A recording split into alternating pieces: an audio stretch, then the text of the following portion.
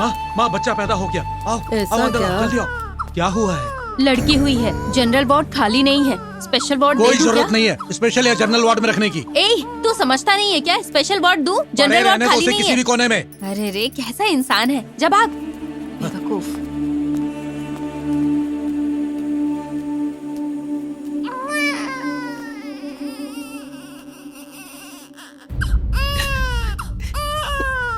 जी देखिए बच्ची को। इसे किसी कचड़े के ढेर में जाके फेंक। क्या कम से कम कुत्तों का तो पेट भरेगा।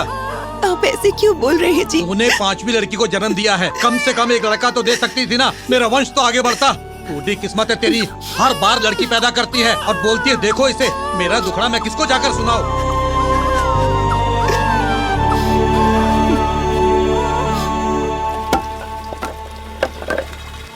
हे रामा, कल मेरे बेटे का नामकरण है, तू आ जाना। साथ में बीवी और अपनी 5 बेटियों को भी ले आना, भूलना नहीं। हाँ ले आऊंगा, तुम जाओ। बात तो ऐसे करते हो जैसे एक तुम ही हो जिसने लड़के को जन्म दिया है। तुम सुधरोगे नहीं? हाँ जब देखो चला आता जा। नहीं करमजली, तेरी वजह से कैसी कैसी बातें करते हैं लोग। ये सब तेरी वजह से होता है।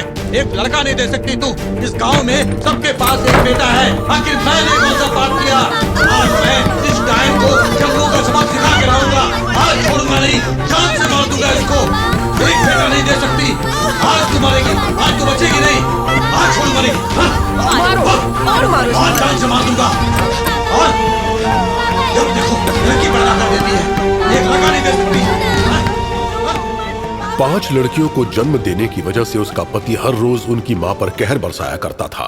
इन घटनाओं का मेघना के दिमाग पर काफी गहरा असर होने लगा था। एक दिन कुछ ऐसा हुआ जिससे छोटी सी मेघना का दिल डर और दुख की जगह बदले की आग से दहक उठा। हम अपनी 4 बेटियों को तो पढ़ा नहीं पाए, कम से कम मेघना को तो पढ़ा सकते हैं। उसकी फीस के लिए मुझे कुछ पैसों की जरूरत है। क्यों रे डायन? पैसा क्या तेरा बाप देगा जिससे तू अपने बच्चों की पढ़ाई की फीस भरेगी? मेरा बाप क्यों पैसा देगा? जिसने जन्म दिया है क्या वो बैठ के बीड़ी फूकेगा? मेरी माँ से जुबान लड़ाती है। रुक देखता हूँ तुझे, आज सारी हेकड़ी निकाल दूंगा।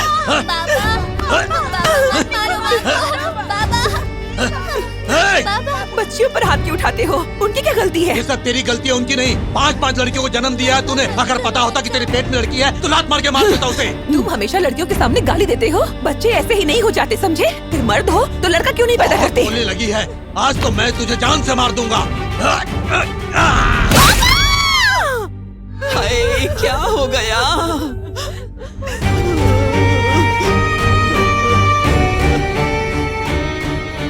ये था मेघना का पहला अपराध। कत्ल मेघना ने किया पर जेल गई उसकी माँ। उसकी माँ को उम्र कैद की सजा सुनाई गई।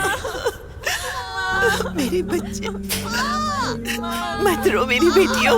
देखना मैं जल्दी ही बाहर आ जाऊंगी। टेंशन मत लो बेटी, तुम्हारे डॉक्टर बनने के बाद मैं बाहर आ जाऊंगी। आशा बेटी, तुम मेघना की पढ़ाई की तरफ बहुत ध्यान देना, ठीक है? मैं वापस आऊंगी। आशा बेटा, तुम सबका ध्यान रखना। हम अच्छे से पढ़ाई करेंगे। बहुत ध्यान रखना मेरे बच्चे। मेघना की बहनों ने मिलकर मेघना को आखिरकार एक MBBS बना दिया। यही वो वक्त था जब तुम मेघना से मिले और प्यार की शुरुआत हुई। तुम्हारा प्यार पाकर मेघना काफी खुश रहा करती थी, लेकिन बस एक फोन कॉल, बस वो एक फोन कॉल उसकी मानसिक स्थिति को बिगाड़ने के लिए काफी था। वो फोन कॉल जो किसी और का नहीं, तुम्हारे भाई विजय का था।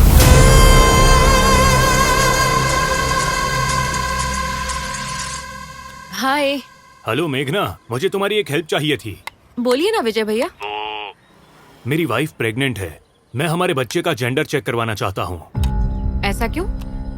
हमारी एक बेटी पहले से ही है, फिर से एक लड़की हुई तो मुश्किल में पड़ जाऊंगा। मैं कई जगह जा चुका हूँ पर कोई मदद नहीं कर रहा। सोचा तुम भी तो एक डॉक्टर हो, क्यों ना तुमसे ही पूछ लिया जाए। और अगर टेस्ट में लड़की हुई तो क्या करेंगे? अबॉर्शन ही करवाना पड़ेगा।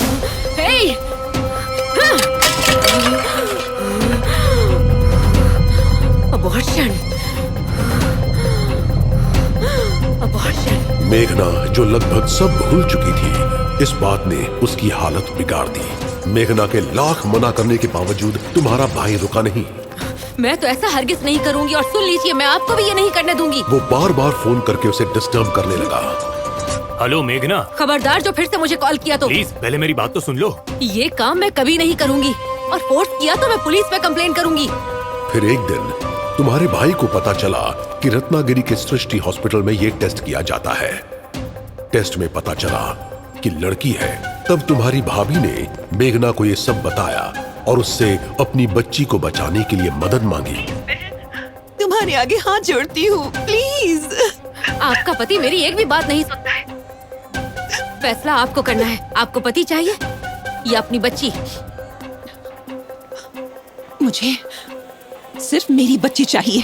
उस दिन के बाद से वो लोग मिलकर तुम्हारे भाई को मारने का प्लान बनाने लग गए। वो किसी तरह अबॉर्शन की डेट एक दिन पीछे करने में कामयाब हो गई और उस रात उन्होंने एंथनी गेस्ट हाउस में रुकने का प्लान बनाया। रात को विजय के सो जाने के बाद मेघना ने विजय की नाक के आगे बेहोशी की दवा स्प्रे कर दी और उसे बेहोश कर दिया। कोई भी इंसान उस दवा को सूंघ ले तो वो इंसान गहरी नींद में चला जाता है। इसी मौके का फायदा उठाते हुए उन दोनों ने मिलकर नींद में ही विजय को फंदे से लटका दिया, जिससे उसकी मौत हो गई। तुम्हारी भाभी ने अपने ससुर को समझाया कि उसकी कोख में लड़की है। इस बात को जानकर विजय ने आत्महत्या कर ली। परिवार की इज्जत के बारे में सोचकर तुम्हारे पिता ने विजय का पोस्टमार्टम होने से रोक दिया, अपने पति का कत्ल किया। इस बात का एहसास होते ही तुम्हारी भाभी ने पश्चाताप की वजह से जहर पीकर आत्महत्या कर ली। इस बात की खबर मिलते ही मेघना बहुत परेशान हो गई। उसकी बीमारी और भी बिगड़ती चली गई। मन ही मन उसने फैसला कर लिया कि जो कोई भी स्त्री भ्रूण की हत्या की कोशिश करेगा वो उसे मार डालेगी। इसके बाद डॉक्टर प्रियंका के पास जो भी पेशेंट अबॉर्शन के लिए आया करते थे उन्हें वो काउंसलिंग के लिए मेघना के पास भेज दिया करती थी। तुम्हारे पति की अबॉर्शन करवाने की सोच एक किस्म की मानसिक बीमारी का नतीजा है। मैं तुम्हें दवाई देती हूँ, ये तुम अपने पति को खिला देना, पर ध्यान से ये बात वो जानने ना पाए। जो थे LSD के टैबलेट्स।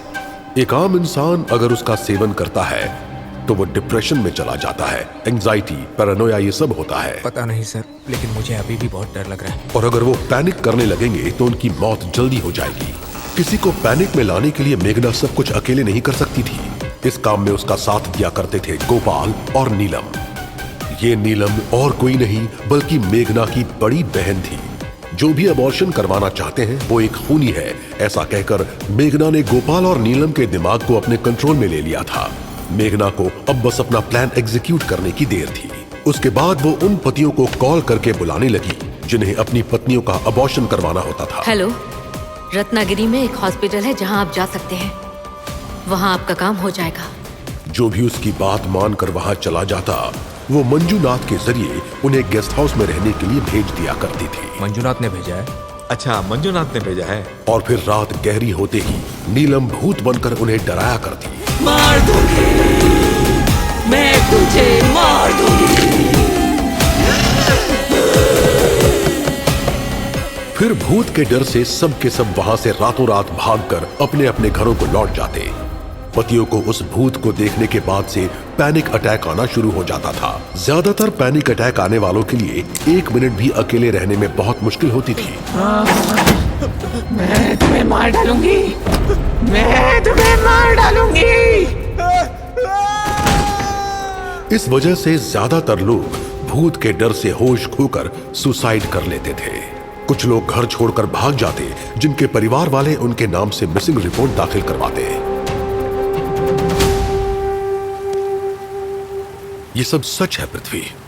मेघना ने गलती की है, पर उसने ये सब बच्चियों को बचाने के लिए किया है। जिस दिन बच्चा इस धरती की गोद में आता है हम उस दिन को उसके जन्मदिन के तौर पर देखते हैं, लेकिन ये गलत है।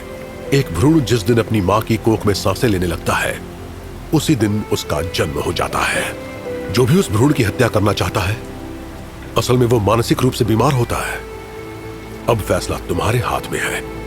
मेघना को मेडिकल ट्रीटमेंट देना चाहिए या फिर पुलिस ट्रीटमेंट देना चाहिए। जाओ बात करो उससे।